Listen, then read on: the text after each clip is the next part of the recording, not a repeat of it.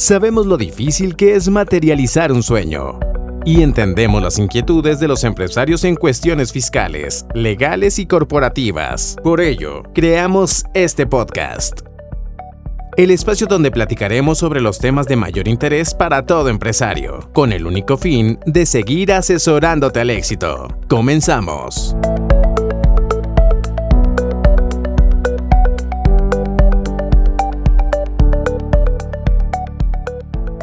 Hola, ¿qué tal? Muy buenos días, es un gusto saludarlos en esta nueva emisión de Asesorándote al Éxito, el podcast de la firma SF Consultoría Fiscal.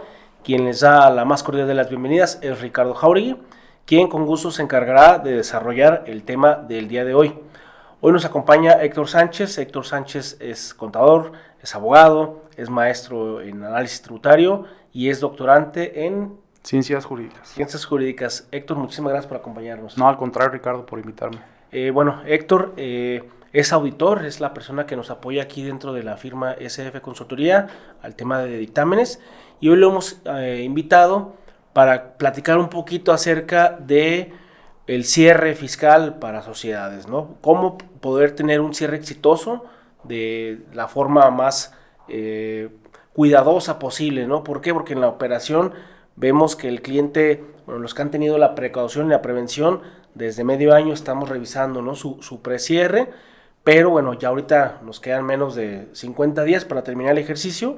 Entonces, Héctor, vamos platicando un poquito algunos comentarios que tú tengas sobre algunos puntos muy específicos para que quien nos escuche los pueda atender y tenga un exitoso cierre fiscal.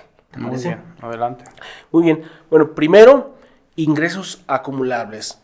¿Por qué lo mencionamos? Porque no todo el dinero que entra a la cuenta es acumulable, no todo el dinero que nos mandan, ya sea cliente proveedor, necesariamente tiene que ser acumulable, no todo el dinero que manda un accionista tiene que ser acumulable. Entonces, platícanos un poquito qué son ingresos acumulables, cuándo son ingresos acumulables. Básicamente, los ingresos acumulables son los que te incrementan el patrimonio. Por ejemplo, si tú vendes el producto que tú estés dedicado en tu compañía a vender, obviamente te está incrementando el patrimonio y ese sí va a ser un ingreso acumulable. La ley es específica y te marca 3 momentos en los cuales tú puedes o tú estás obligado a acumular esos ingresos. El primero es cuando lo facturas, el segundo es cuando lo cobras y el tercero cuando sea exigible su cobro. ¿A qué voy con esto? Estamos hablando en el régimen general. Muy bien. Porque, por ejemplo, en el caso de las sociedades civiles, asociaciones civiles y cooperativas, es en el momento en que se cobra. Es decir, tienen que suceder 2 supuestos. Primero, que lo esté facturado y segundo, que sea cobrado. Entonces, en régimen general únicamente con que expida la factura tendrás que acumularlo. Con sus excepciones también, Ricardo. Por ejemplo, estás obligado a acumular si eres una constructora la factura que acabas de hacer por un avance de obra, pero si en los próximos 3 meses no te la pagan, tú tienes el derecho a disminuirla de tus ingresos acumulables y ahora sí acumularla únicamente hasta el momento en que te la cobran. Muy bien. En este sentido, la gran mayoría de los ingresos acumulables, todos pasan por bancos porque pues prácticamente todos nos van a pagar ahí, pero como bien decías, dentro de los ingresos no acumulables nos podemos topar, por ejemplo, con aportaciones de los socios. Ahí hay que tener mucho cuidado, Si hacemos una aportación de socios, pues obviamente tiene que existir un acta de asamblea extraordinaria en donde se haga el acuerdo en donde se va a aportar, porque si no, acuérdate que el SAT podría tipificártelo como un ingreso, digamos, de ventas por fuera, ¿no? Porque tendrías que justificar de dónde viene y por qué no está documentado en un acta. Otro tipo de ingresos no acumulables que si te pegan en la cuenta pudieran ser préstamos. Entonces, el banco a ti te presta 1 millón o 3 millones, de entrada, ahorita estamos hablando de un cierre fiscal para efectos de ISR, pero pues tampoco van a traer IVA. Claro. Entran a la cuenta, incrementan el patrimonio de esa cuenta, pero no son acumulables porque realmente es un dinero que tú debes, que en algún momento, ya sean parcialidades o al final del crédito, tú tienes que devolverle, en este caso, al banco, ¿no? Así es. Y encima, perdón que te interrumpa, encima de este dinero que cae en la cuenta, declaraciones informativas, ¿no? Oye, me aportó un accionista, oye, recibí un préstamo, yo como empresa estoy obligado a informarle al SAT quién efectuó esta operación, para completar un poquito y proteger un poquito esta operación, ¿no? No hablamos del contrato, del pagaré, simplemente obligaciones de forma informativa, ¿no? Para la autoridad. Sí, de hecho en este caso, digo, ahorita con el tema de la ley de lavado de dinero, es muy específica, ¿no? El artículo 17 nos señala actividades vulnerables y en donde está una que es el préstamo. Creo que por ahí deben de ser arriba de 125,000 pesos, más la actualización que llevemos, cuando tú tienes que informar. Pero desde antes de eso ya estaba en código y en ley de ISR, donde te decía que cuando tú recibías un préstamo arriba de 100,000 pesos, tenías la obligación de informarle al SAT que te estaban prestando. En la práctica muchas empresas no lo hacen, pero al final del día en una revisión tú pudieras caer en ese tema y el SAT va a ser lo primero que te va a refutar, no te va a decir, ok, si fue un préstamo, ¿por qué no me lo informaste como tal? Y pues muy seguramente nos vamos a hacer acreedores a sanciones económicas y a que nos quieran tipificar como un ingreso y después tengamos que estar en algún recurso defendiendo a la moral, pues de que no es un ingreso, porque imagínate, es 1,000,000 de pesos, de ahí en automático hay que pagar el 30%. Así es. Y más, por ejemplo, si son préstamos del extranjero, ¿no? Ahora ya con la información adicional que se ha añadido al aplicativo de la declaración anual, te dice, oye, ¿y recibiste préstamos del extranjero? Sí. Dime de qué país y de cómo se llama el préstamo, ¿no? ¿Cuál fue el nombre del vehículo, de la herramienta que utilizaste para financiarte a ti, ¿no? Entonces, digo, con mayor razón dentro del ámbito doméstico, pero también con mayor atención si es un tema proveniente del extranjero, ¿no? Sí, mira, por ejemplo, del extranjero, digo, algunas empresas lo manejan, pero prácticamente aquí el nivel doméstico debemos de cuidar mucho esas operaciones porque de repente tú le prestas, ¿no? Tú como socio le prestas a la empresa, no sé, 200,000 pesos y pues dices, bueno, soy el socio, a lo mejor le informas al contador, pero hasta ahí llega. ¿Qué pasa después? 3 años más tarde te das cuenta que nunca se hizo un contrato, que no tienes una fecha cierta, que a lo mejor le prestaste ese 1,000,000 de pesos o 500,000 y nunca te pagó un interés, entonces ya no hay una razón de negocio. Es bien importante que estemos cuidando todos estos elementos porque ahora el SAT con todas las reformas que trae, bueno, pues ellos quieren encontrar una razón de negocio. Es decir, ¿por qué le prestaste a la empresa y no le cobraste un interés? Si tú le hubieras prestado a cualquier persona, le hubieras cobrado el 1% mensual o no sé, una cantidad de X, ¿no? Entonces, van a tratar de hacer esto que también ya está bien establecido en los estudios de precios de transferencia. Se supone que lo tendríamos que estar haciendo a precios de mercado. Es decir, si el banco te presta con una tasa, por decir algo, del 6%, pues tú deberías estar prestando alrededor de esa tasa. Ahora, también hay que cuidar mucho el tema de la capitalización delgada, porque se da mucho en las empresas o grupos de empresas que la empresa ganadora obtiene un préstamo de 2 millones de pesos y esta a su vez le presta 500,000 pesos a otras empresas, a la empresa B, C y D, que son del mismo grupo y que al final del día hacen el negocio juntas, pero cuando se lo presta, por ejemplo, ya no le presta con intereses, porque a lo mejor estas empresas no tienen la capacidad de cubrir ese interés, o simplemente el flujo no para estarlo dando. ¿Y qué pasa ahí? Que ya estamos ante una capitalización delgada, porque la empresa A, que es la ganadora, que es la que está sacando esos préstamos del sector financiero, está pagando unos intereses, vamos a poner que sean 100,000 pesos al año. De acuerdo a la ley y siendo estrictos con ella, no tendríamos la capacidad de poderlos deducir. ¿Por qué? Porque a su vez yo recibí el dinero, lo presté y no estoy cobrando. Entonces, ¿cuál sería la recomendación en ese tema? Bueno, pues que si tú agarras un préstamo, cobres por lo menos la tasa más un punto arriba. ¿Para qué? Para que exista una razón de negocio. Al final del día, si es el mismo grupo, pues no va a pasar nada, ¿no? Porque todo queda en el grupo y cumples con las expectativas que tiene el SAT de que estés pagando los impuestos en base a los ingresos que cada una de tus segmentos de negocio esté generando. En ese sentido, también es bien importante que veamos cuál sería la fecha de acumulación de los ingresos. ¿Por qué? Porque ya hablamos, por ejemplo, yo ya facturé el día de hoy, 1 de noviembre, una factura por 300,000 pesos. Bueno, si soy una SA que tributa en un régimen general, a partir de ese momento la tengo que acumular. ¿Qué pasa? Bueno, pues yo lo voy a acumular hasta el pago provisional del mes de noviembre, que se presenta más tardar el 17 de diciembre. ¿Qué pasaría si yo soy una constructora? Estoy obligado igual a presentarlo ahí, acumularlo. Si no me pagan en noviembre, no me pagan en diciembre y no me pagan en enero, a partir del mes de febrero yo puedo disminuir esos ingresos, porque eso me permite la ley, únicamente en el caso de las constructoras. En todas las demás, pues bueno, te paguen o no te paguen, tú ya estás obligado a pagar los impuestos correspondientes sobre esa factura, excepción de las personas, sociedades civiles o asociaciones civiles o inclusive hasta el tema de las SAS que van a flujo de efectivo. Claro. Entonces digo, prácticamente los ingresos se acumulan por año, que aquí en México nuestro ejercicio fiscal es anual y va con el año calendario. Entonces hay otros países donde te puedes dar cuenta que, por ejemplo, cortan en octubre o cortan en otros periodos, y esto les permite a ellos llevar sus cálculos y sus cosas de una forma eficiente, pero aquí en México es del 1 de enero al 31 de diciembre del año que corresponde. Así es. Digo, ahí nada más un paréntesis en ingresos acumulables, ¿no? Y no acumulables también. ¿Qué sucede si yo recibo utilidades de otra compañía? Oye, es dinero, ¿no? Es un ingreso, sí, pero es no acumulable, ¿no? También es algo que... Sí, que en este caso estaríamos frente a un pago de dividendos. Si tú en algún momento aportaste como empresa A en la empresa B y diste una capital de 200,000 pesos y entonces este año ya ganaron, la empresa B ya pagó todos los impuestos que correspondían por esas cantidades. Entonces cuando te lo entrega a ti, obviamente te va a entregar, hablemos de una utilidad de $500,000, tú eres dueño del 50%, pues te va a dar tus 250,000.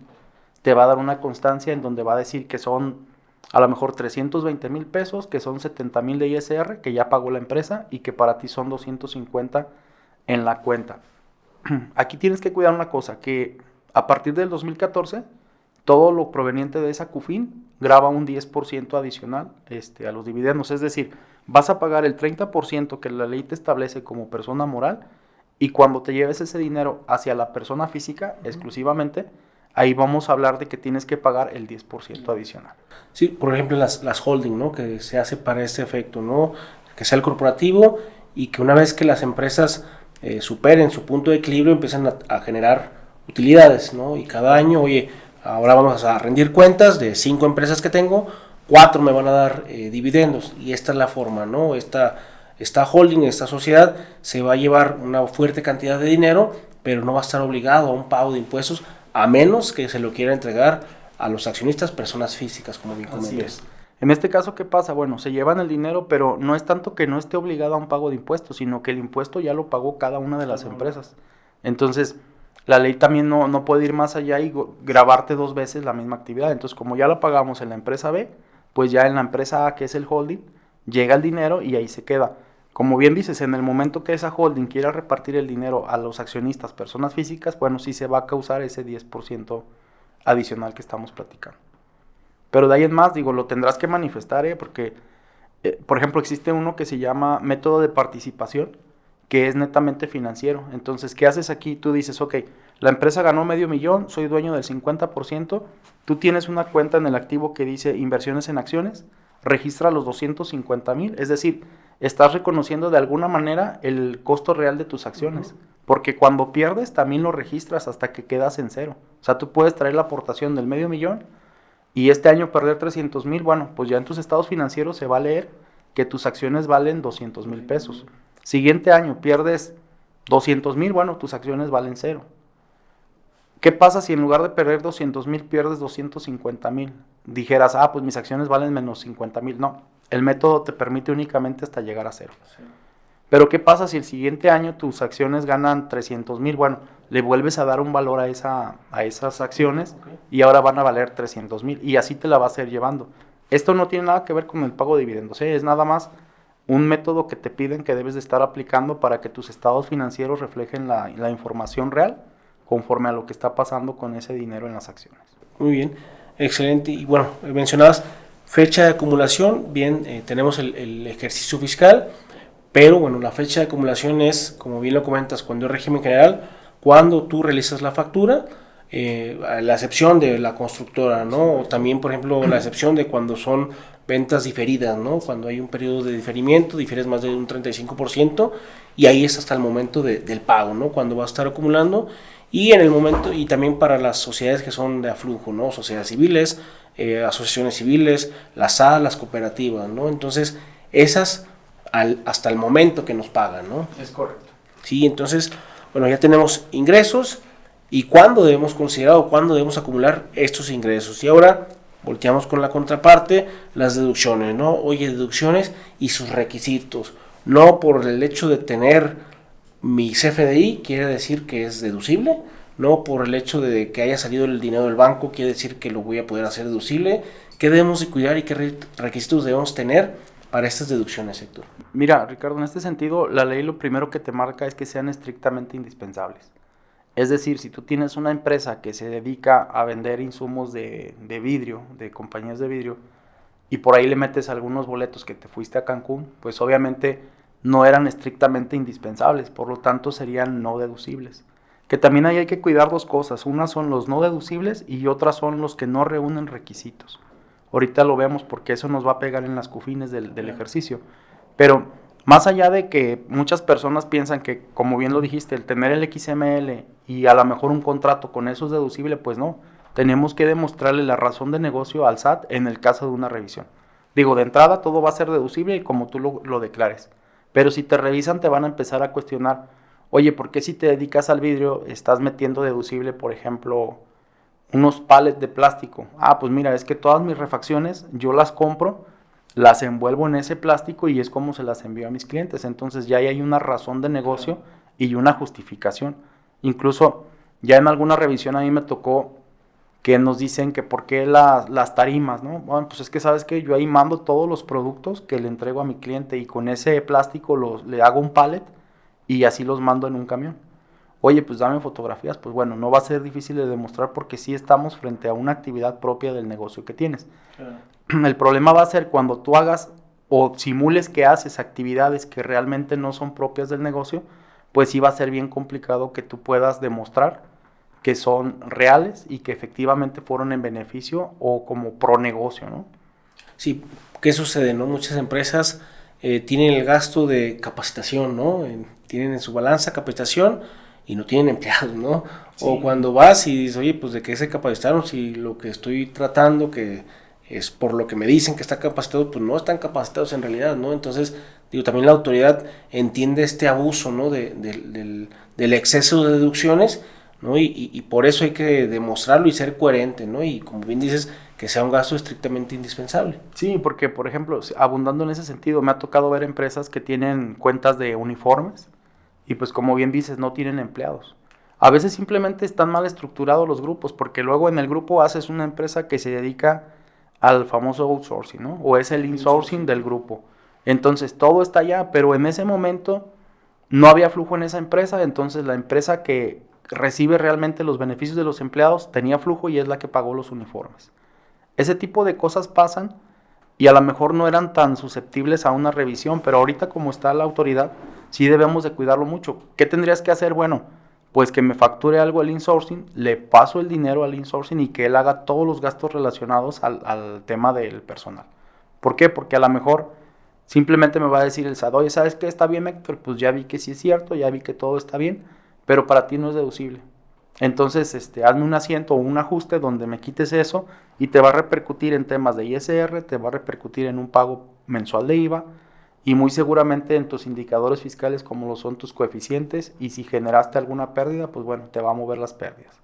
Y todo esto va a venirse en cascada porque hay que presentar después una serie de declaraciones complementarias, ya sea mensuales o anuales, ¿no? Y obviamente habrá un momento en donde no habías pagado y tengas que pagar y bueno, pues tendrá que ser con los accesorios correspondientes. Así es. Y ahí, por ejemplo, ese tema, ¿no? Los viáticos. Oye, como bien mencionas, soy un corporativo, soy la empresa que comercializa, que es la que genera las utilidades, y está mi insourcing que tiene a toda la plantilla laboral, ¿no? Entonces, si yo le meto un gasto de viáticos en esta empresa que no tiene nada de empleados, pues va a ser no deducible, ¿no? Y como bien dices, ¿hay que meterle más administración? Bueno, sí, pero para cuidar ese tema de la deducibilidad, ¿no? Entonces, digo, es un tema y va en sentido con criterio, ¿no? Donde dice que debe haber una relación subordinada entre la empresa y el trabajador para ese tipo de deducciones, ¿no? Sí, incluso puedes generar viáticos, por ejemplo, cuando haces la contratación de servicios profesionales. Te digo algo. Tú me dices, ¿sabes qué, Héctor? Ven a hacerme una auditoría, yo estoy en Ciudad de México. Ok, Ricardo, yo te voy a cobrar X cantidad más los viáticos que se generen. Pero ahí sí podemos demostrar que hay una relación o una justificación del negocio del por qué me estás pagando a mí viáticos y junto con mi equipo de trabajo, ¿no? Claro. El tema es, y lo veo en la práctica, que muchas empresas en las cuentas de viáticos pues te das cuenta que tienen las vacaciones del socio o de los socios, ¿no? Porque a veces son varios socios y todos hacen lo mismo, o sea, son las malas prácticas que el SAT está tratando de eliminar. ¿Cómo? Pues bueno, identificándolo a través de los XML, que para ellos ya es muy sencillo, y pues viendo en qué empresas están, ¿no? Y sobre todo con el tema de contabilidad electrónica, que le subes una balanza con los XML, pues seguro está hoy que ellos pueden detectar en dónde estás registrando y cómo lo estás haciendo. Otras empresas se ponen entre comillas abusadas y te lo pulverizan, entonces si lo estás buscando como auditor, pues te encuentras una partecita a lo mejor en otros gastos, una parte está en consumo en restaurantes, una parte está en honorarios a personas físicas, en donde tú quieras. Conferencias, ¿no? Conferencias, capacitaciones, y es una forma en que ellos lo pulverizan, pero para bien o para mal el SAT con el XML tiene la capacidad de saber qué tipo de deducciones estás haciendo, y también hay que cuidar mucho, Ricardo, el tema de, hasta en eso de los viáticos, porque de repente te vas de viaje y cumples con todos los requisitos, ¿no? Es algo que sí es indispensable, que si llegas a un restaurante, que sí tienen el XML, que sí pagas con tarjeta de crédito, y a veces dejas ahí los datos para que te hagan la factura, y cuando te llega la factura te viene que se pagó en efectivo. Claro. Entonces tú dices, oye, pues yo aquí tengo hasta el ticket, ¿no? El voucher de la tarjeta, pero el XML está hecho así, entonces ese XML, pues tendrías que hablar con tu proveedor y decirle, oye, se equivocaron, refactúrame. Pero normalmente es un XML a lo mejor de 300, 500 pesos, que luego dices, no vale la pena invertir tanto tiempo en que me lo cambien porque son 300 pesos. Y así lo metes, pero eso es no deducible, aun cuando cumple con todos los requisitos, ¿no? De hacerlo. Muy bien. Y por ejemplo, deducciones. Hace rato comentábamos el régimen general. Si yo facturo, acumulo, ¿no? Ahora en este caso, si yo estoy en régimen general y otra sociedad de régimen general me factura a mí, puedo ya hacerlo deducible, ¿no? Es correcto. De hecho, para el régimen general, lo único que no va a ser deducible será lo que tú pagues a personas físicas, sociedades civiles, asociaciones civiles, y que al cierre del ejercicio te queden en tu balanza. Es decir, tratan de buscar una simetría fiscal en donde esa persona física no va a acumular el ingreso, entonces tú como persona moral no tienes el derecho a deducirlo. ¿Por qué? Porque la física acumula al momento que se lo pagas. Como no lo pagaste al cierre, pues él lo va a acumular probablemente en enero o febrero del siguiente ejercicio, y entonces el SAT te dice, ok, tú no tienes el derecho a deducirlo. Entonces es bien importante que cuando hagas tus cierres fiscales, a veces ni siquiera necesitas una planeación. Con el puro hecho de que te pongas a pagarle a todos tus proveedores, que sean personas físicas, sociedades civiles, con eso puedes tener beneficios, porque si ya el año pasado quitaste un gasto de esa deducción y este año pagas eso y aparte te cuidas de no dejar ninguno en el saldo, pues obviamente vas a tener una mayor deducción, ¿no? A veces cuando nosotros hacemos los cierres en las compañías, pues lo primero que vemos son las balanzas para este tema y para un tema que también es bien importante, que es el ajuste anual por inflación, que digo, ahorita lo vamos a tocar, pero como persona moral en régimen general no podríamos deducir en el ejercicio lo que no está pagado a todas las personas físicas o morales que acumulan al momento de cobrar. Sí, y ahí muy importante también financieramente, oye, yo tengo 1 millón de pesos y traigo en mi cuenta de proveedores 2 millones. ¿A quién le debo pagar primero? Como bien nos comentas, estamos a finales del ejercicio. Bueno, primero págale a las personas físicas, a las sociedades civiles, porque ellos son los que te van a dar el gasto cuando se los pagues, ¿no? Y vas a dejar a las sociedades que están en un régimen general provisionadas para el siguiente año y les pagarás cuando tengas el recurso. Pero fiscalmente estás haciendo deducible los 2,5 millones en este ejercicio, ¿verdad? Entonces, también es algo que será muy, muy importante, pues, que se conozca, porque, digo, ahorita con tema de pandemia y todo, pues el recurso está escaso, ¿no? Entonces, la importancia de saber cómo manejarlo, ¿no? Con esto que platicamos aquí, ¿no? Sí, porque mucha gente lo hace ya, Ricardo, y lo hace, pero volteando a ver el IVA. ¿Por qué? Exacto. Porque dicen, mira, les voy a pagar, prefiero tener cero en mi cuenta y pagarle a mis proveedores porque entonces pago menos IVA y no tengo tantos problemas de flujo. Pero aquí, aparte de que te va a funcionar para el IVA, o sea, tú le pagas el millón y en el IVA te pega igual sea persona física o persona moral. Pero para tema de ISR, lo mejor sería que sean personas físicas para que las puedas deducir al 100%. Y te vas a tener tus indicadores mucho más eficientes, ¿no? Vas a tener un coeficiente más bajo. Si pagas PTU, pues bueno, vas a generar una PTU más baja, vas a traer a lo mejor hasta una pérdida por ahí que puedas amortizar en ejercicios futuros.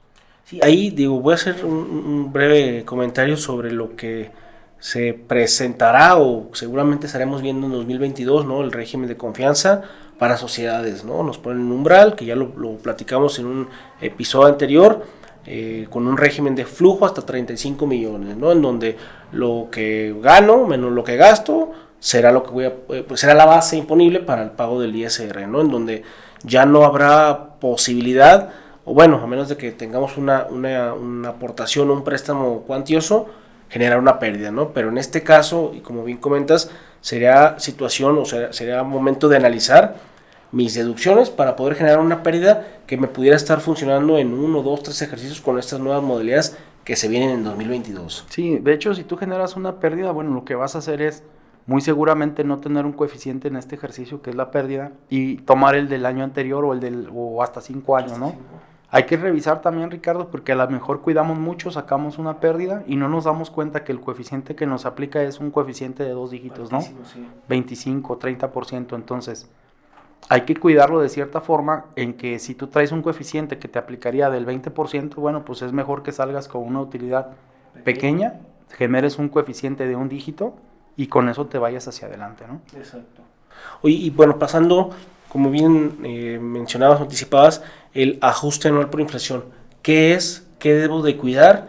Y algunas sugerencias que tú nos puedas recomendar, por ejemplo, lo que muchas veces revisa la autoridad, deudores y acreedores, o futuros aumentos de capital. Sí, mira, en este sentido, el ajuste anual por inflación es el efecto neto de la inflación. Es decir, tú generas créditos y generas deudas. Los créditos es a quien tú financias, por ejemplo, a tus clientes. Y tus deudas es quien te está financiando, ¿no? Vamos a enfocarnos en clientes y en proveedores. Claro. Si tú le diste y traes un saldo de 1 millón de pesos en clientes, quiere decir que tú los estás financiando. Y si tú por el otro lado en proveedores traes, por ejemplo, 2 millones, pues a ti te financiaron en 2. Quiere decir que el neto, restando uno y otro, va a ser que a ti te financiaron todavía con 1 millón más de proveedores. Y por lo tanto la inflación tendrías que acumularla. ¿Sale? Ese efecto de la inflación lo sacas a través de unos indicadores, que es el famoso INPC, dividiendo diciembre de 2021, que aún no está publicado, entre diciembre de 2020. Te va a dar un factor, ojo con eso, primera recomendación, es hasta los 4 dígitos nada más, porque mucha gente me los deja redondeados y cuando hablas de cantidades importantes, pues sí tiene un efecto positivo o negativo. Positivo me refiero cuando es un ajuste deducible, o negativo cuando estás acumulando en exceso el ajuste anual, ¿no? Uh-huh. Otros temas bien importantes, casi siempre en las cuentas de deudores diversos, pues tenemos ahí a los empleados que les prestamos, a veces algún socio que le dimos algo por comprobar, entonces las cuentas de deudores por regla general no deberíamos de considerarlas. ¿Por qué? Porque son derivados de actividades que no son actividades empresariales propias de la empresa que estemos viendo, ¿no? Uh-huh. En el caso del pasivo, que es la cuenta de acreedores, bueno, ahí la ley es muy clara y te dice que todas las cuentas de pasivo van a entrar. Hacías comentarios ahorita sobre las aportaciones. Cuando las aportaciones están registradas ya en un acta de asamblea extraordinaria, protocolizada, no estás obligado a acumularlas para temas del ajuste anual. Si no estás o si no tienes esa acta, estás obligado a poner ese medio millón, 5 millones, como parte de tus pasivos, es decir, de tus deudas, que te van a jugar en forma contraria, haciéndote un ajuste anual por inflación acumulable. En lo personal yo he visto mucho que las empresas, por ejemplo, no juegan el tema en el activo de los depósitos en garantía. Se supone que el depósito en garantía, el más sencillo, es el del arrendamiento. Uh-huh. ¿Sale? Se supone que tú me rentas a mí una casa o una oficina y en 5 años que te vayas, yo estoy obligado a devolverte tu depósito. Cosa que casi nunca pasa porque al final o tiene daños la oficina y con eso lo voy a reparar y todo. Pero bueno, no estamos obligados a lo imposible. ¿A qué me refiero? No estamos obligados a saber qué va a pasar en 5 años. Entonces, ahí lo que te marca a ti la ley es cuando vayas a recibir en numerario, es decir, en efectivo. Y por lo pronto el fondo de garantía lo vas a recibir en efectivo. Entonces hay que cuidar mucho que se estén jugando porque a veces son cantidades importantes que te van a favorecer. No tanto para que te dé un ajuste deducible, pero sí para disminuir tu ajuste acumulable. Así es. Entonces hay que cuidar eso, hay que cuidar los temas de los impuestos a favor, que únicamente pudieran entrar ahí los que ya estén declarados. Exacto. A veces, por ejemplo, todo el año declaran en ceros y luego dicen, ¿sabes qué? En estos 5 meses tenía saldo a favor. Pues sí, pero ya lo declaraste el siguiente ejercicio. Después del anual lo declaré, pero el anual es un error que lo manifiestas cada mes, ¿no? A ver, espérame, ¿no? Hasta que está efectivamente declarado. Oye, Héctor, una pregunta. Por ejemplo, yo me dedico a comprar y vender muebles y estoy teniendo utilidades importantes y llega alguien que me dice, oye, ¿me prestas 2 millones de pesos? Ah, claro, esta cuenta entra como deudor diverso por no ser mi actividad preponderante. ¿Esta también nos jugaría para ajuste anual por inflación? Mira, en este caso, si tú estás cobrando un interés y todo está formalizado, sí sería porque ya estaría dentro de la actividad empresarial. Si bien es cierto, ese deudor, o sea, no es tu actividad preponderante o a lo que te dedicas todos los días, pero como ya le estás haciendo un préstamo y ya, bueno, ya tienes un contrato, dependiendo la cantidad, a lo mejor tienes una garantía hipotecaria, y tienes una tasa de interés que vas a estar, obviamente te obliga a que cada mes o como ustedes estipulen, estés facturándole esos intereses. Entonces eso ya se convierte en una actividad empresarial y por obvias razones sí tendría que ser parte del ajuste anual por inflación. Ok, y oye, por ejemplo, también otro tema, en acreedores, ¿no? O futuras aportaciones del capital que no están protocolizadas. ¿De qué forma nos llega a impactar en este tema de ajuste anual, ¿no? Porque hemos visto en muchas empresas la cuenta de acreedores 10, 15, 20 millones, ¿no? Entonces, ¿qué impacto negativo nos da en este ajuste y en nuestro resultado fiscal? Mira, muchas veces dejan esos saldos ahí pendientes de cobro y creen que no les pasa nada, pero hablemos de 10 millones. Si fueran 10 millones todo el ejercicio, vas a pagar el 30% sobre la inflación. Supongamos que la inflación sea de el 3%, vamos a decirlo. Entonces quiere decir que de ese millón tú estás pagando una inflación del 300,000 pesos. Y de esos 300,000 pesos te va a generar un ISR del 30%. Es decir, tener esas cuentas viejas ahí en el pasivo te va a generar un pago de ISR de 90,000 pesos. Okay. ¿Por qué? Porque a lo mejor no lo alcanzas a ver porque dices, ¿sabes qué? Tengo todo esto en el activo y con el efecto del activo o de mis créditos, mato el efecto de mis deudas y a lo mejor es un tema cero o simplemente acumulo 250,000 pesos, ¿no? Pero si tú no tuvieras esas cuentas, ya no estuvieras acumulando y estuvieras deduciendo. Entonces sí es bien importante y son cuentas que yo veo que la gente deja ahí, sobre todo, o sea, se los mandan a los socios, ¿no? Que al final del día también ahí estás frente a un dividendo ficto. Es otra figura que el SAT está persiguiendo y que en el caso de una revisión, pues te pudiera decir, oye, ¿sabes qué? Esos 10 millones que estamos platicando que ya le debes al socio, pues ¿de dónde lo sacó? A lo mejor te va a decir que son ventas por fuera. Y el problema no es lo que te diga, el problema es que cómo tú vas a demostrar que realmente pudiste aportarle 10 millones, porque otro de los temas es que casi todos los socios, ninguno tiene un sueldo. O sea, todos viven de la empresa, pero no tienen una forma fiscal de donde puedan decir, mira, yo gano 20,000 o gano 50,000 pesos mensuales y de ahí hago mis gastos personales. Entonces también es un tema que debemos de estar cuidando porque ahorita no pasa nada, pero en algún futuro pudiera ser algo que se nos revierta y sí nos tenga efectos negativos económicos muy considerables. Y supongamos, ¿no? Es una empresa que llegó al top hace 5 años y de ahí ha ido en decadencia, en donde tiene una cuenta de acreedores de 50 millones y en este ejercicio sus ventas son de 2 millones, ¿no? Imagínate el impacto fiscal negativo que vamos a tener por no hacer nada con esta cuenta. Si bien dices, muchas veces lo mandamos a los accionistas, al cabo no pasa nada, son ellos mismos, ¿no? Pero tenemos el problema a ellos como persona física y acá por la sociedad, ¿no? Entonces en este ejercicio, en este ejemplo, traeríamos un ingreso acumulable por el ajuste anual por inflación altísimo, por cuentas que tuvimos ahí durante varios años que no hicimos nada, ¿no? Digo, a final de cuentas, la capitalización sí, y por variable. Ese tema del ajuste pues va a ser cada año, ¿no? Entonces, si tú me dices, ¿sabes qué, Héctor? Yo tengo 10 años con esa cuenta, pues has pagado 90,000 pesos de ISR por 10 años. ¿Y cuánto cuesta una aportación a capital en la parte variable? 10,000, 15,000, 20,000 pesos, cuando mucho, ¿no? Entonces, financieramente y fiscalmente están perdiendo. Sí, le están perdiendo bastante. Ahora, deja todo lo que están perdiendo, Ricardo, el riesgo fiscal y patrimonial que tienen esas personas, ¿no? Porque en una revisión, pues el SAT va a voltearlos a ver y va a decir, oye, pues está bien, nomás dime tú, Ricardo, ¿de dónde aportaste esos 10 millones? Entonces, si ya los tuvieras en el capital, tienes un acta y tienes todo, pues muy seguramente el SAT va a decir, mira, pues es una aportación de hace 10 años que nació el saldo, entonces no hay tema. Sí, no hay forma tampoco de revisarte, ¿no? Exactamente, sí, porque ya habrían, en este caso, pues caducado sus facultades, ¿no? Para poder ir hasta 10 años atrás. Claro. Muy bien, bueno, y pasamos al siguiente punto, la PTU, la utilidad que vamos a repartir a los trabajadores de qué forma nos impacta también financieramente, fiscalmente, cómo la calculamos, y digo algunos comentarios sobre este punto. Sí, mira, el PTU es un tema, digo, normalmente tú dices, tengo una empresa y somos 2 socios. Pues no, o sea, tienes más socios. El primer socio es el SAT, que ahí va con un 30%, y en este caso, pues también los trabajadores, ¿no? Que gozan de un 10% de ese famoso PTU.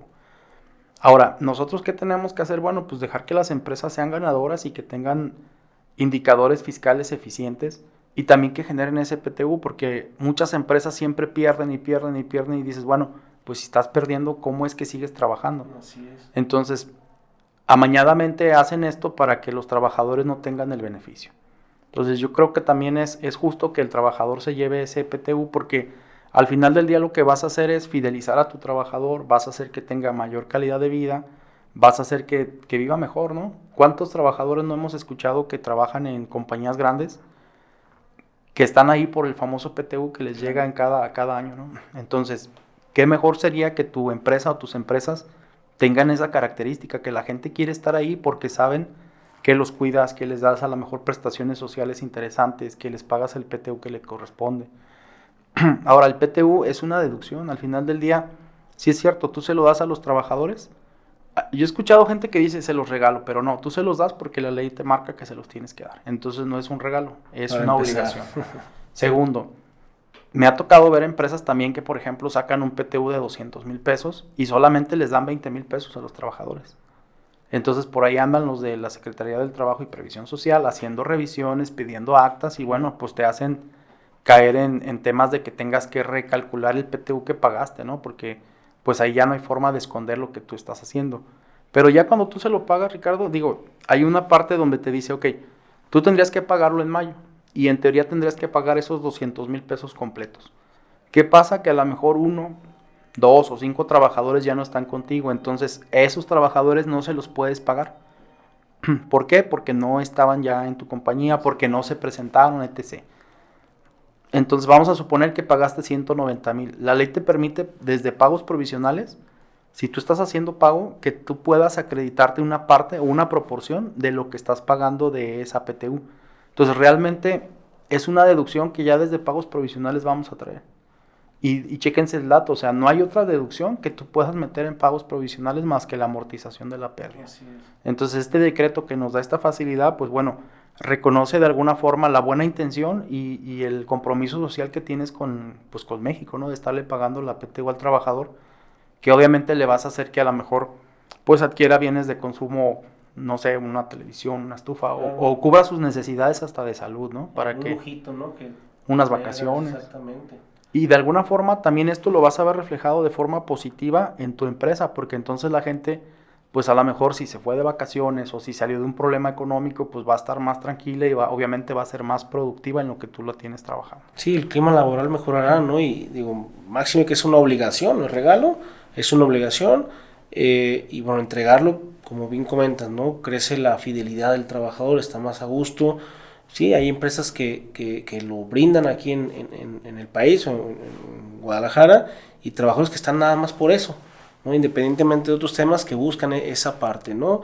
Y bueno, pues fiscalmente tienes un beneficio de deducción pagos provisionales, ¿no? Entonces, tan malo no es, de que lo puedes ajustar, también lo puedes ajustar, digo, también no hay ningún tema, pero lo interesante aquí es entregárselo al trabajador, ¿no? También me ha tocado algunas empresas en donde dicen, no, yo prefiero darles un bono que la PTU, ¿no? Porque el bono lo puedo, decidir yo, o puedo presupuestarlo incluso, ¿no? Pero bueno, ya es cosa de... Sí, de cada fíjate uno. que en este sentido, por ejemplo, ventajas o beneficios de la PTU es que no te graba para tema del Seguro Social. Y si tú les das un bono, ese va grabado para tema de Seguro Social, entonces ya empieza a tener otras Y implicaciones. no tiene exención también en ISR, ¿no? Entonces digo, ya es cosa de cada quien. Lo interesante es que satisfagan necesidades básicas y adicionales de los trabajadores. Y es una buena manera, ¿no? Un tema también importante, coeficiente de utilidad. ¿Qué es este coeficiente? ¿Cómo lo calculamos? ¿Qué nos beneficia? Mira, el coeficiente básicamente es uno de los indicadores que hemos estado tocando hoy y es con el que hacemos el cálculo de los pagos provisionales. El coeficiente se calcula dividiendo la utilidad fiscal del ejercicio Ojo, es la utilidad, no el resultado. Porque tú puedes llegar a una utilidad de 1 millón, amortizar pérdidas y decir mi resultado es 0, no hay coeficiente. Pero eso no es correcto. Va sobre la utilidad y sobre tus ingresos nominales. Básicamente a tus ingresos acumulables tendrías que quitarle el ajuste anual por inflación acumulable, haces la división y otra vez hasta 4 dígitos. Entonces cuando tú vas haciendo los precierres, pues la ideal es que tú vayas viendo qué coeficiente traes actualmente, qué coeficiente te daría el resultado que tienes, y pues lo ideal es que tampoco te estés moviendo, ¿no? Si traes un coeficiente del 2%, pues que este año no te quedes al 17%, o al revés, traes un coeficiente del 17%, tampoco que bajes al 2%, porque esto va a hacer que se prendan los focos y que te vayan y te revisen, ¿no? Claro. Si esto es real, pues no tienes ningún problema, nada más hay que esperarse la revisión por parte de la autoridad y pues obviamente satisfacer su necesidad de información para que ellos vean qué es lo que realmente está ocurriendo en tu empresa. El coeficiente nos va a servir entonces porque ya podrías decirle tú al empresario, mira, por cada millón que factures en 2022 vas a pagar 30,000 pesos de ISR. Incluso ya puedes decirle, mira, pero traemos una pérdida por $500,000. Quiere decir que tú puedes con este coeficiente facturar hasta 20 millones de pesos sin pagar ISR. Entonces para eso te va a funcionar el coeficiente y es la forma en que tú vas haciendo los pagos a cuenta de tu impuesto anual. Entonces cuando tú haces tu cierre, tú ahí te vas a dar cuenta. Si no deduces el tema de las personas físicas porque no las pagas, a lo mejor traes coeficiente de 12. Pero si las pagas, llegas a un coeficiente del 8. Pues te conviene, o sea, mejor paga, quédate sin flujo en tu cuenta de cheques, pero eficienta todos tus indicadores fiscales. Sí, porque por ejemplo, ¿qué sucede en un coeficiente alto el siguiente ejercicio? Estás pagando quizá el primer semestre, porque dices, oye, el segundo solo hiciste una reducción, ¿no? Pero quizá el primer semestre pagas con un coeficiente muy alto y al final terminaste con pérdida. Va a ser un saldo que vas a traer, ¿no? Entonces, oye, financieramente no comprometas el flujo de la empresa. Vamos hasta cierto punto presupuestando cuánto es lo que podemos o queremos o podemos, ¿no?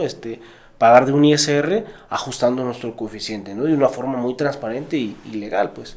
Sí, y sobre todo el tema del coeficiente, digo, ahorita estás hablando de ajustar, pero el ajustar es realmente cuidar las deducciones. O sea, tú puedes llegar al tema de decir, oye, por ejemplo, traigo aquí muchos activos fijos, pues qué efecto van a traer, ¿no? Por ahí podríamos calcular un ISR diferido para saber el efecto que vas a tener de esos activos en los siguientes ejercicios y tú puedas también ir con tu presupuesto. Ahora mencionabas algo, un ajuste del coeficiente. Efectivamente lo podemos hacer, pero hay muchas personas que no les gusta estar cerca del SAT. Entonces, si tú les dices, oye, pues está bien y el segundo semestre te tramito esto, ¿y qué se va a ocupar? No, pues un aviso y que nos van a pedir información y que a lo mejor vienen y nos revisan. Muchos empresarios no lo quieren porque desgraciadamente dentro de ese personal que viene y te revisa hay gente que no tiene la capacidad y simplemente porque ellos creen que está mal, está mal. Claro. Entonces ahí ya te metes a un tema de un litigio, de estar con un abogado, defendiéndote por algo que a lo mejor te podías ahorrar si lo hubieras estado checando. Yo por ejemplo, les recomendaría a partir del mes de septiembre. Hagan su cierre con la información que tienen y luego hagan un cierre proyectando. Es decir, casi todas las empresas deberían de tener un presupuesto. Casi todas la tienen. Entonces pones tus ingresos presupuestados, tus deducciones y así llegas a un resultado fiscal.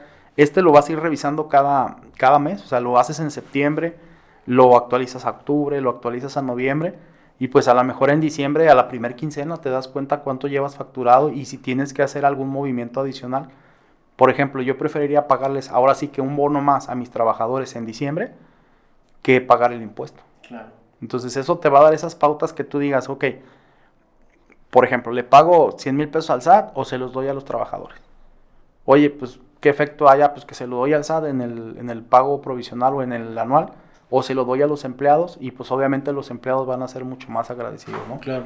Puedes hacerlo a través de un bono, y eso no está fuera de la ley. O sea, mucha gente se imagina cuando hablan de planeación estratégica que es inventar números. No se trata de eso, sino simplemente de aprovechar las bondades que tenemos ya en las propias leyes establecidas.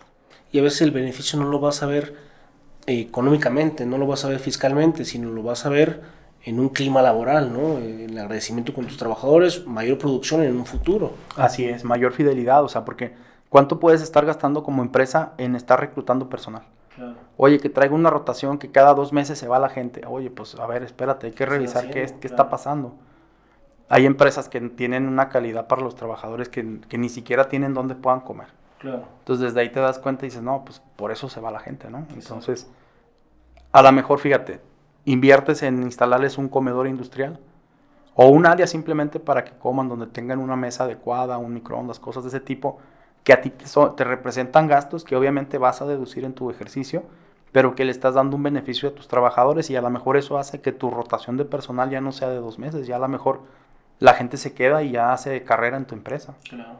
Y a veces son temas tan sencillos y que a lo mejor no te vas a llevar 20, 30 mil pesos, ¿no? Así es. Oye, y por último, tengo el punto aspectos corporativos, dirigiéndonos un poquito a lo que platicábamos, ¿no? Oye, nuestros ingresos, por ejemplo, yo soy una constructora y yo lo facturo, pero bueno, alguna sugerencia, por ejemplo, en mis contratos, para poderle demostrar a la autoridad por qué lo acumulé o por qué no lo acumulé.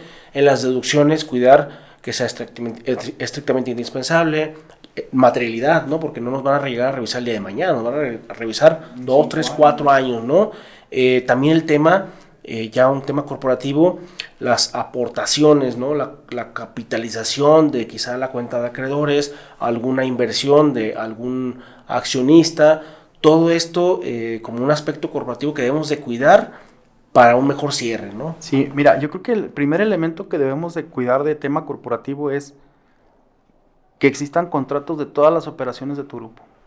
Es decir, si tú tienes un insourcing, pues bueno, que tenga un contrato de prestación de servicios, o que tuviera, porque ya ahorita ya no se puede, ya tendríamos que tener las personas en cada una de sus empresas, pero en su momento, si tú como empresa A eres la tenedora de los inmuebles y les cobras renta, bueno, pues que tengas un contrato establecido con cada una de las empresas bien claro, en donde le digas, yo te estoy rentando el interior 1, el interior 7, o te estoy rentando tal piso, o tal oficina, o tal local.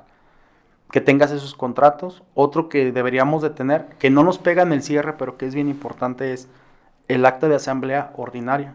La Ley General de Sociedades Mercantiles nos establece la obligación de tenerla a más tardar el 4º mes, es decir, el 30 de abril sería la fecha límite. Ya que presentamos la nueva. Así es. Es bien importante que en esta pongas la autorización de tus estados financieros. Porque si bien tus estados financieros cierras diciembre, los revisan, preparan las anuales, hacen todo, en ese documento debe de existir una autorización donde va a decir cuándo y quién autorizó la emisión de dichos estados financieros. Más allá de que si tienes aportaciones o no a capital, tienen que estar autorizados, es parte de las obligaciones legales que tienes como empresa. Llevar ese libro de socios, ese libro de actas, porque si no, pudieran revisarte y bueno, pues te van a sancionar por no tener los documentos. O vas a caer en el tema de no tener fecha cierta. ¿Por qué? Porque el tema de los contratos igual. Tú dices, no, pues si me revisan los hago. Ok, si te revisan los haces, pero ¿qué te parece si mejor los haces cuando inicias la operación? Y bueno, pues le pierdes el amor a unos pesos y vas y sacas copias certificadas. Y con eso tienes una fecha cierta que el SAT no va a poder venir a decirte, oye, es que los acabas de hacer. A lo mejor el SAT te puede decir, ¿sabes qué? Está mal hecho el contrato. Porque tiene esto en esta cláusula, tiene esto en esta otra y no debería de ser así. Ok, pero ya la fecha cierta no te la va a poder pelear porque claro, esa ya la tienes ante un fedatario público. Entonces, contratos de operaciones intercompañías. Ahora, hay que cuidar los montos, Ricardo, porque a partir de cierta cantidad te establece que tienes que tener un estudio de precios de transferencia. Entonces, si bien es cierto, la autoridad no se ha puesto o no se pone muy quisquillosa en este sentido, bueno, pues pudieras caer, por ejemplo, si te estás dictaminando, hay un anexo especial donde se ponen las operaciones intercompañías y donde se tiene que decir qué método se utilizó para el estudio y si tus operaciones cumplen o no con precios de mercado. ¿Qué pasaría si decimos que no en ese momento? Bueno, pues tendrías que acumular la diferencia. Te pongo un ejemplo, si la media es del 4% y tú pudieras estar entre el 3 y el 5%, pero tú estás cobrando 1, dices, pues mira, no es tan complicado del 1 subir al 3, son 2 puntos. No, te van a mandar a la media, que es el 4. Tú vas a acumular, pero en la empresa que tenías el derecho a deducir, no vas a poderlo deducir. Es parte de los castigos que te pone el SAT en este sentido. Entonces, normalmente estamos acostumbrados a resolver los problemas cuando se presentan, pero es más sencillo cuando estás iniciando las operaciones resolverlas con contratos, con convenios, con adendum al contrato, y otra serie de documentos legales que tú puedes tener y que no te van a costar lo mismo que si los necesitas con una urgencia. De urgencia, exacto, de un día para otro, ¿verdad? Así es. Ok, bueno, y por ejemplo, las actas, ¿no?, de aportación de capital, como bien mencionábamos, ya vimos o ya platicábamos que nos benefician para el ajuste anual por inflación, pero también está ahora con la modificación al código, parte de la contabilidad, en donde la autoridad te solicitará cuando tú hagas un reembolso, por ejemplo, ¿no? Oye, entrégame el acta en donde aportó, quiero ver las transferencias, quiero ver toda esta materialidad para yo, autoridad, quedarme satisfecho con este reembolso de capital, ¿no? Sí, en ese sentido, por ejemplo, tú haces un acta y le dices, ¿sabes qué? Aporto 10 millones, ¿no? Tú ahí tendrías que ponerle cómo lo vas a hacer. Porque hay dos momentos en donde tú puedes hacer el acta. Una, antes de hacer las aportaciones, o una cuando ya se hicieron. Si ya se hicieron, pues bueno, tendrás que decirle, mira, y la aportación se hizo 5 millones tal día en tal banco, 3 millones tal día en tal banco, y un terreno ubicado en tal lugar que vale 2 millones, y aquí pues con escrituras y todo, ¿no? Eso es cuando ya pasó. Cuando va a pasar el hecho, pues tendrás que decir, oye, y este monto será aportado en efectivo o en especie. Y por tantas características, ¿no? Pues voy a dar un terreno de 5 millones y lo demás en efectivo, pero sí lo tienes que hacer. Si bien es cierto, lo vas a ocupar cuando hagas un reembolso.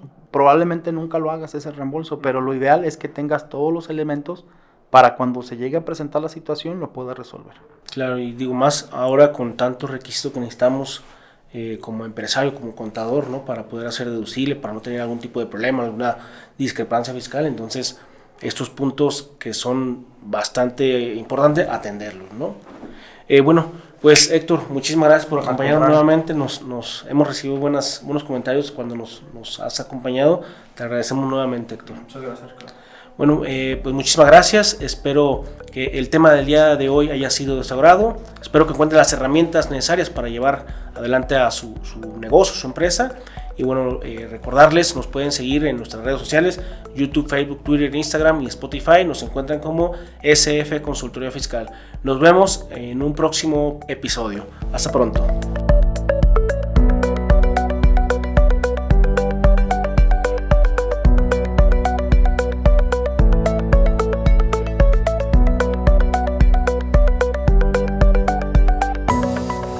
SF Consultoría.